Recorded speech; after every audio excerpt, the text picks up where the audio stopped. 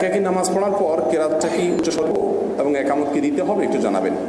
হ্যাঁ, একাকী আপনি যখন সালাত আদায় করবেন তখন আপনাকে যদি ফরজ সালাত হয় আপনি একামত দিয়ে আজান একামত দিয়ে উচ্চস্বরে আপনি যদি মাগরিব এশা ফজর হয় তাহলে উচ্চস্বরে আপনি সূরা কেরাত পড়বেন এই আশায় যে আমার আয়াত আমার তেলাওয়াত শুনে যদি কেউ আমার সাথে যোগ দেয়।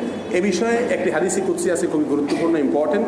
রাসূল আকরাম সাল্লাল্লাহু আলাইহি ওয়াসাল্লাম বলেছেন যে কোনো এক ব্যক্তি পাহাড়ের চূড়ায় রাখাল মানুষ, তিনি সেখানে সালাতের সময় হয়েছে, তিনি ভয় পেলেন যে আমি তো জামাতে শামিল হতে পারছি না, অনেক উপরে আসি, ছাগল চড়াচ্ছি।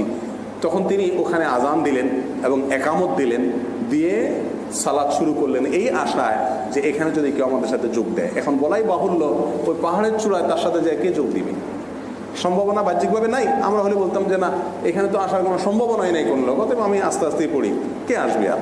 তারপরেও তিনি এই যে আজান দিয়েছেন, একামত দিয়েছেন, একাই সালাত শুরু করে দিয়েছেন এই আশা যদি কেউ যদি আমার সাথে জামাতে যোগ দেয়, তার এই আচরণটি আল্লাহ সুবহানাহু ওয়া তাআলার কাছে খুব বেশি পছন্দনীয় হয়েছে। এবং হাদিসে কুদসিতে ওই ব্যক্তিকে ক্ষমার ঘোষণা আসছে, তার জন্য পুরস্কারের ঘোষণা আসছে। তো এখান থেকে বোঝা গেল যে একাকীও যদি আপনি সালাত আদায় করেন ফরজ সালাত, তাহলে সেক্ষেত্রে তাকবীরগুলো জোরে জোরে দিবেন এবং একামত দিয়ে শুরু করবেন। যদি আজান দেওয়া না হয় সে এলাকাতে আজানও দিবেন, যদি আজান হয়ে থাকে তাহলে অন্তত একামত দিবেন এবং জোরে পড়বেন।